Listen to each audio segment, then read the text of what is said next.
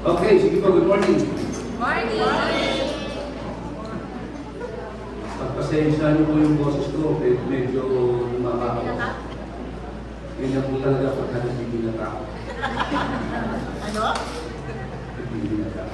Anyway, so we are going to continue our series on clearing the confusion. Ang objective natin again sa series na ito is to understand the scriptures through the lens of grace. So kung siyang nalito na po tayo, sinulit yung mga from the beginning na umpisahan. Kasi siya na. So all with you. Pero yung mga akong nag-English, marami naman kayo para. O hindi lang naman ito. Kaya ayaw mo taas na kamay, hindi naligo rin. Biro lang po. Joke lang. Malamig po kasi.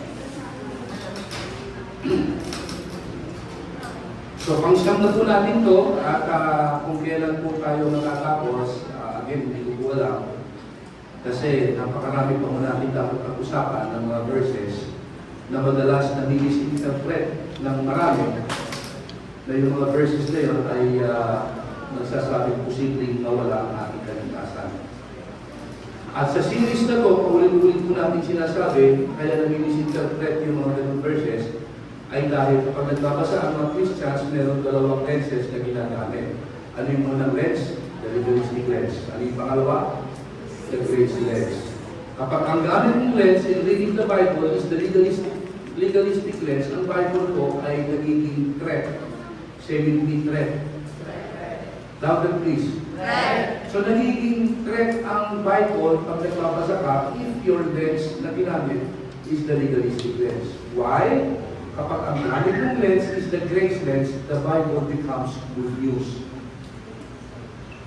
Nagiging mabuting balita ang Biblia kapag ang gamit ng lens is the grace lens. Okay, umaga, another controversial verse ang pag-uusapan natin. At itong verse na to, sa unang tingin, basta ginamitan mo ng legalistic lens, ay kung pwede mo na naman mag-isip na isa itong warning, isa itong threat na yung kaligtasan natin pwedeng mawala. Saan matatagpuan itong verse na ating tinutukoy? It's found in Revelation chapter 3, verse 5. Itong sabi ni Lord, ang nagsasalita ay si Jesus mismo. He who overcomes shall be clothed in white garments, and I will not blot out his name from the book of life. Naku, panigurado, kapag kabinasa mo yung verse na yan at kinamita mo ng legalistic lens, ang malinisip mo dyan, isa itong threat na yung pangalan mo sa aklat ng buhay ay pwedeng burahin. Okay? Yan ay pag hindi na naka-overcome. So this morning, i-clear natin yung confusion dito. Let's bow our heads please and let's pray. Father, we thank you so much. Once again, samahan niyo po kami sa aming pong pag-aaral, and itong verse na to is also one of the most misunderstood verse in the scripture na nagagamit ng mga Christian legalists to interpret this as a verse that can is a warning to us and we can lose our salvation. We just pray, Lord, na sa umaga ito, enable us, Lord, to see what you wanted us to see and hear what you wanted us to hear. Thank you so much, Lord. This we pray. In Jesus' name. Amen and amen. Thank you.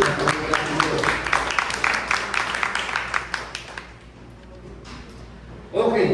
Ito pong verse na ito, madalas gamitin panakot ng mga Christian legalists sa mga miyembro na pasaway. No? Buburahin ni Lord yung pangalan mo sa aklat ng buhay. Now this morning, i-clear natin ang confusion na yan. Okay? Madali kasi isipin na gano'n ang nilalaman ng verse. Kasi, sabi ni Lord, he who overcomes shall be clothed in white garments. And then, ang sabi niya, I will not blot out his name from the book of life. So sa unang tingin na inisip mo, para hindi ako burahin sa aklat ng buhay, kailangan akong maka-overcome. ginamitan mo ng legalistic lens, etong verse na to, maiisip mo talaga, pwedeng burahin ang pangalan ko sa aklat ng buhay. Yan kasi yun yung unang naisip kung mabasa niyo. Dati nyo na bang nabasa yan? Ngayon lang. Kasi lang kami ngayon lang nabasa yan. Yung nagdoon pa, narinig na yan. Naisip mo rin ba noon, kung mo na ba yung makita o mabasa at narinig, na ang pangalan mo ay may posibilidad na tanggalin sa aklat ng buhay? Oo. Now, lumalabas, no? Sa unang tingin, talagang natin yan, threat. Ang warning, na kaligtasan mo pwedeng mawala kasi kapag hindi ka naka-overcome, your name will be blotted out in the book of life. At pag nabura na yung pangalan mo sa book of life, goodbye salvation. Nabura na eh. Tama ba? Kung ayaw mong burahin ni Lord yung pangalan mo, ayos ka. Alright? So, ganyan ang dating ng verse na yan sa mga Christian legalists. So, gagawin natin this morning, again, first, we are going to look at how the legalists, or the Christian legalists, see this verse, paano nila i-interpret ito, and then bibigyan natin sa yung error, and then we will clear the confusion. Alright? So, unahin natin yung how the legalists view this verse. Legalist view number 1. Para sa kanila, ang overcomer ay yung matatag, hindi bumabagsak, at consistent hanggang dulo.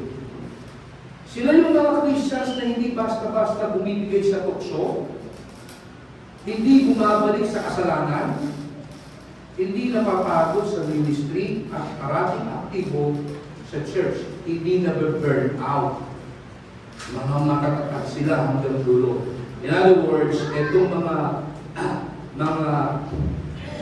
Christians na to, according sa mga legalists, para sa kanila, yung salitang overcome for them is a moral perfection in progress. Para sa kanila, they believe, naniniwala sila, hindi tayo perfect. Tayo mga Christians nagkakamali, pero dapat, huwag pa ulit. At dapat, pabawas ng pabawas. Para sa kanila, normal lang as a human being, tayo ay nagkakamali. Pero dapat, we sin less. Hindi tayo sin less, pero dapat we sin less and less. So, moral achievement para sa kanila. Yung salitang overcome. Okay? Hindi natin ay kakila para sa kanila, it is a moral perfection in progress. Now, saan nakabase ngayon yung kanilang salvation ulit pagka ganun ang naging paniniwala nila about this verse? Sa kanilang performance. Tama ba? Again, sinasabi natin sa Bible, ang kaligtasan natin is purely by grace. Now, what about yung next statement ni Lord? Yung I will blot out His name from the book of life. Ano naman ang view ng mga Christian legalists dito? Ang view nila dyan is this: the book of life is like, or is just a provisional list. Excuse me. Para sa kanila, ang book of life ay listahan lang ng mga believers. Pero lahat ng mga nakasulat na pangalan doon sa book of life, under probation. Pag pumasa ka, naka-overcome ka, well, yung pangalan mo mananatili sa book of life. Pero, kapag ikaw ay naging pasaway, buburahin ang pangalan mo sa book of life. Alam mo, isa sa nakakatawa sa pinapaniwala ng legalist. Una, hindi nila masyadong inunawa kung nasaan ang emphasis doon sa verse. Balikan natin yung verse sa saglit. Nasaan ang emphasis diyan sa verse na yan? Look at this. I will not. Everybody say, I will not. I will not. Louder please. I will not. That is a very powerful words. I will not. Kaya lang, ang nasa utak ng legalist, ang nakikita nila, your name may be blotted out. Pero ang emphasis dito sa sinabi ni Lord is, I will not. Yun ang nakakatuwa o nakakatawa dito sa mga Christian legalists. Ang nasa isip nila, kung sinabi ni Lord, I will not blot out your name, pwede rin naman, your name will be blotted out. Advance silang mag-isip. Ganito logic nila. May Book of Life, nakasulat doon ang pangalan ng lahat ng Christians at may thread na pwedeng burahin ang pangalan mo. And so therefore, pwedeng mawala ang salvation mo. Kasi pwedeng tanggalin ang pangalan mo. Ganon din na nababasa ang verse na to. Parang ang Book of Life ay isa lamang master list na lahat ng mga sumampalataya kay Lord maililista ron. Pero under probation sila. Sumampalataya ka kay Lord ngayon, yung pangalan mo maililista ron. Nandun pala sa master list. Pero, lahat ng nandoon, probationary. Pwede kang matanggal doon. Paano? Pag hindi ka naging overcomer. At ano ang pananaw nila sa salitang overcomer? Sila yung mga nakataat hanggang dulo. Consistent sila hanggang dulo. Umiiwas sila sa lahat ng kasalanan. Hindi basta-basta bumibigay sa tukso. Aktibo sa church, aktibo sa ministry, nagse-serve sa Lord. Yun yung kanilang nakikita sa salitang overcome. So, pag sumampalataya ka kay Lord, maililista ka doon sa master list ng lahat ng mga believers. Pero lahat na nakasulat doon, probationary. Pwede kang matanggal. Kailan ka pwedeng matanggal? Kapag paulit-ulit ka sa kasalanan, karerepet mo lang, ginagawa mo na naman. Pag ganyan ka na ganyan, delikado ka. Kasi, posibleng ang galing, buburahin ang pangalan mo sa Book of Life. Pag nag-repent ka at inayos mo yung buhay mo, o ililista ka ulit. Alam mo, nakakatawa sa paniniwala mo. Pwede isang araw dahil pasaway ka, paulit-ulit ka sa kasalanan, buburahin. Tapos, isang gabi, naisip mo magsisi na at umiyak ka kay Lord, isusulat mo yung pangalan mo. At kalipas ulit ng ilang panahon, naging pasaway ka ulit, buburahin ulit. Tapos, nagsisi ka na naman, isusulat ulit. So, ano nangyari? May pambura si Lord. At ina-edit yung pangalan natin sa, kumbaga sa school, parang ganito. Nag-enroll ka sa school, kaya lang, first quarter pa lang, lagi ka lang nagka-cutting classes, at mas madalas ka pang umabsent. So first quarter ka lang, drop out ka na. So yung Book of Life, isipin na parang ganun din. Sumampalataya ka, na-enroll ka. Kaso hindi ka nag-perform ng maayos, drop out ka. Ganun din na nakikita ang Book of Life.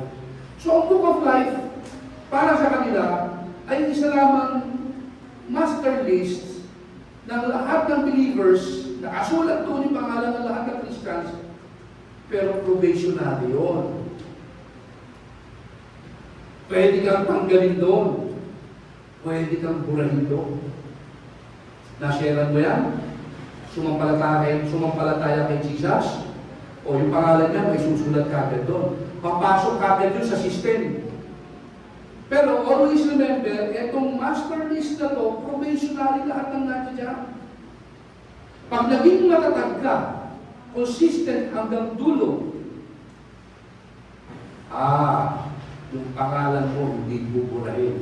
He who overcomes, hindi buburahin ang pangalan sa Book of Life. So, yung Book of Life ngayon, master list lang ng lahat ng mga believers na doon, pero provisional silang lahat. Pwede kang tanggalin doon. Ganun nila nakikita tayo. Parang ganon, pero hindi nila sasabing ganon. Pero isipin mo mabuti, hindi ba parang ganon? Ito usap ako. Now, alam niyo kung ano magiging problema sa ganung view ng mga legalists? Dalawa din. Una, si Jesus, He is seen not as a Savior, but as auditor. Sabi mo kasi ng legalist, si Lord parang laging nakamonitor sa mga failures mo. Tinitignan niya yung ano mo, yung ginagawa mo. Tapos para sa laging naghihintay na magkamali ka. At pag nagkamali ka, pumurahin ka. So ang dating sa ganung view, si Jesus nakikita ngayon not as a Savior, but as auditor. Pero siyempre, hindi nila sasabihin yun. Alright? Ang dating sa kanila, si Lord parang inoobserbahan yung spiritual life mo. Nagpe-pray ka pa ba? Araw-araw? Nagbabasa ka pa ba ng Bible? Aktibo ka ba sa mga church activities? Nag-a-attend ka pa ba ng mga trainings? Anong participation mo sa church? Parang ang dating sa kanila, si Lord laging tinitingnan yung ginagawa mo.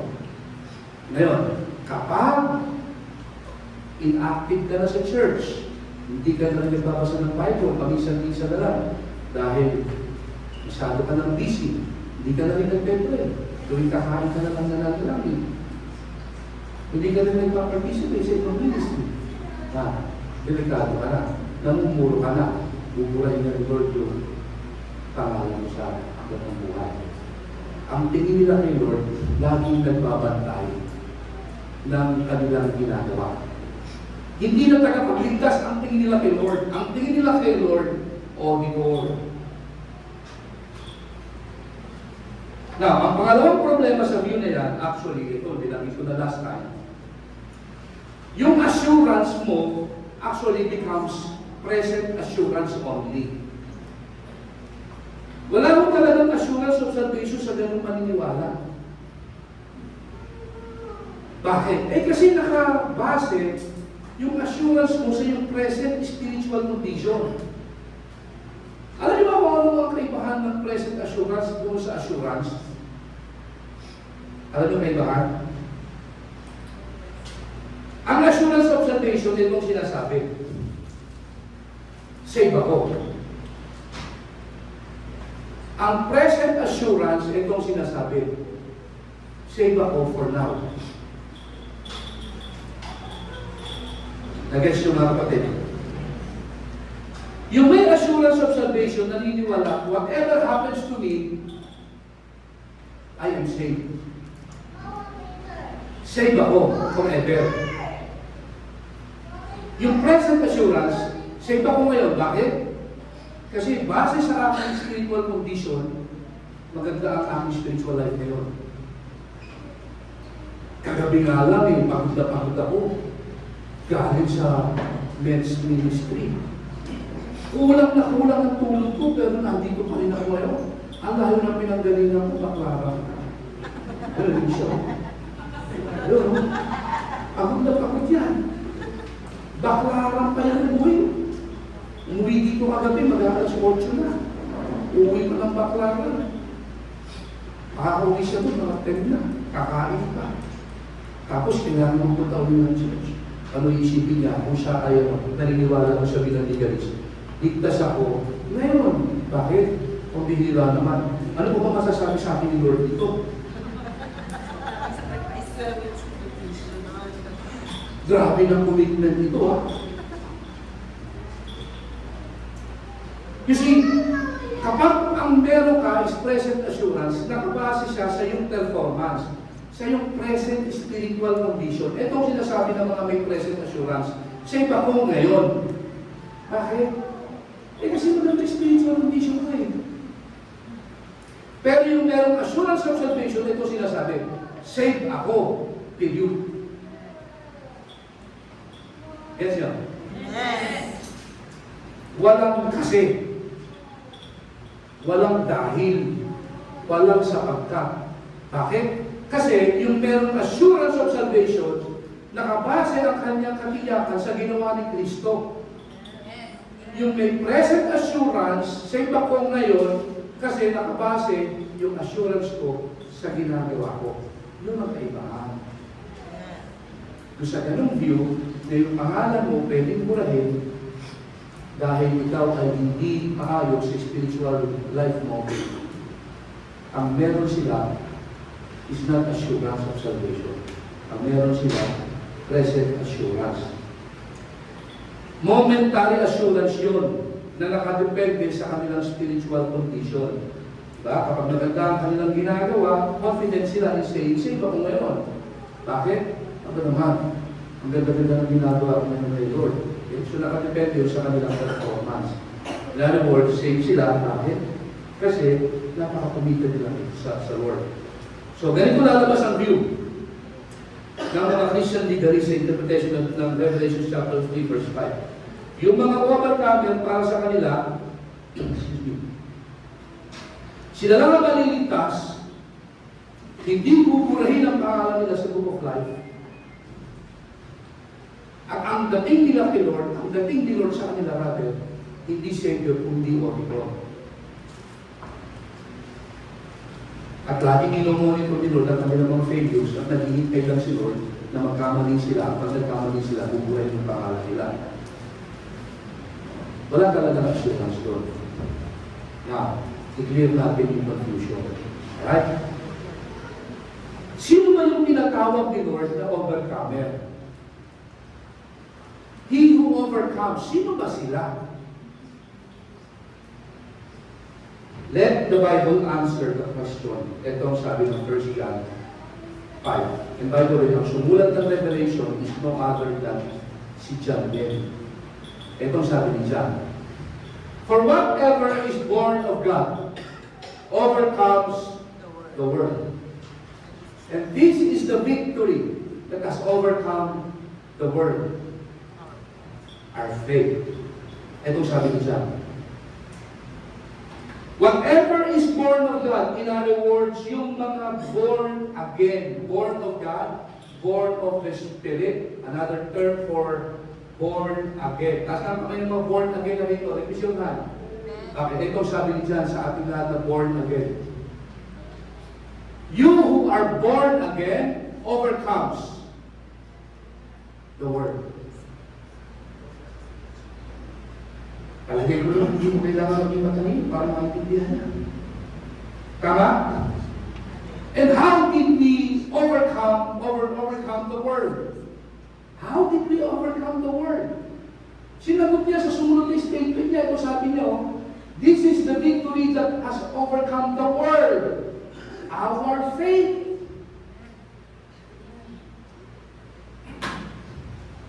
Kaya ka ba naka-overcome dahil naging matapat ka sa iyong Christian life? Umiwas sa lahat ng tukso at consistent ka hanggang dulo? Kaya ka tinawag na overcome o overcomer? Hindi yun ang sinasabi ng verse na to. Sabi ng Bible, this is the victory that has overcome the world. Our faith. And then, binigyan-linaw niya sa sumunod na verse. Ito ang sabi niya. Sa verse 5. Look at this. Who is he who overcomes the world? He who believes that Jesus is the Son of God. Sino daw yung overcomer? Believers. Amen ba mga kapatid? Amen. So ang pagiging overcomer ay hindi patungkol sa naging matatag ka, consistent ka sa iyong spiritual life, umiiwas ka sa lahat ng kasalanan, at hanggang dulo ng iyong buhay, naging tapat ka sa Panginoon. Hindi yun ang overcomer. Para kay John, ang overcomer ay hindi nakuha by performance. It is your identity in Christ. If you are a believer, para kay Apostle John, ang overcomer is the one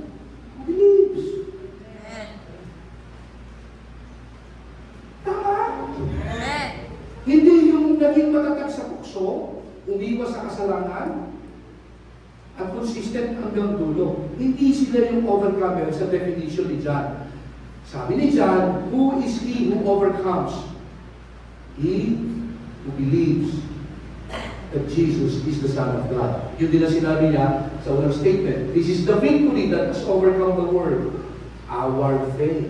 So ang overcomer, maliwanag sa sikat ng araw, is no other than believers. Amen ba mga kapatid? Amen. Now, yung sinabi ni Lord na I will not blot out His name, puntahan natin. He who overcomes, sino yung overcomer? Believers. He who overcomes, palitan natin yun. He who believes shall be clothed in white garments, and I will not blot out his name from the book of life. Hindi sa harapan. Parang ganito na lang sinasabi ni Lord eh. All the believers will be clothed in white garments. I will not blot out his name from the book of life. Ito yung sinasabi niya in John chapter 10. Nobody can snatch you out of my hand. Amen. My Father is greater than all. Nobody can snatch you out of my Father's hand. Kung hindi ka ba kontento na yung kamay ko may hawak sa'yo, o yung kamay ng Ama hahawak din sa'yo, para wala ka ng duda. Ito yung sinasabi niya rito.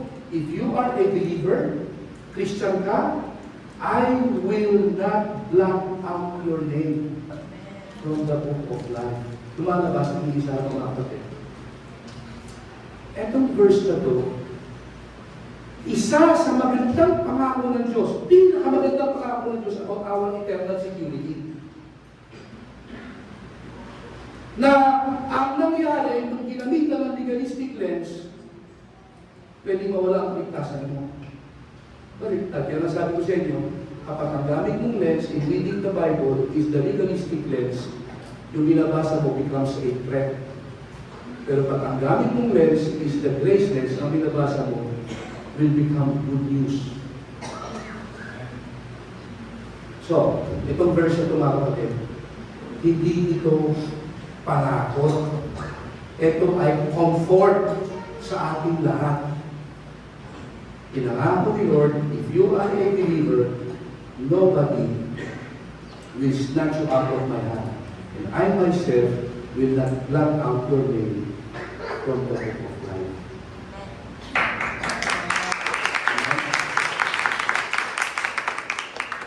So, itong verse na to, hindi siya threat. Hindi siya nakakatakot. At kung sakasakali man, meron tayong mga kapatiran na sa ibang paniniwala, pwede natin silang sabihan, hindi nakakatakot yung verse na yan. Yung verse na yan actually ay pangako ni Lord sa lahat ng believers. At yung overcomer dyan are those who believe in Jesus. Okay? Hindi yung mga nakaiwas sa lahat ng kasalanan, hindi yung naging matatag sa lahat ng pagsubok, hindi yung naging matibay sa pagharap ng tukso, hindi yung naging consistent hanggang dulo at naging maganda ang spiritual life hanggang mamatay. Hindi sila yon. Pero, I'm not saying na huwag mong gawin yon. Hindi ko sinasabing huwag kang umiwas sa tukso. Hindi ko sinasabing huwag kang maging matatag sa pagsubok. Hindi ko sinasabing huwag kang maging consistent hanggang dulo. Hindi ko sinasabing huwag mong ayusin yung spiritual condition mo hanggang dulo. I'm not saying that. Dapat lang natin gawin yun. Pero, ang nasa isipan ng Panginoong Diyos, nang sabihin niyang overcome, hindi yung mga gumagawa nito. Kasi lalabas, kung eto yung mga nag-overcome, ang salvation may bayad. Kailangan mo ng paghirapan. Kailangan mo ng maging matapat, mag-iwas sa tukso. Ang salvation po regalo. Provision na rin. Amen? So, habang clear sa confusion mga kapatid. Alam kong magugulat kayo dahil tapos na ako. Nagsasanay na po ako. Sabi ko nga sa inyo, Yung resolution ko, 30 minutos. Manalangin po tayo.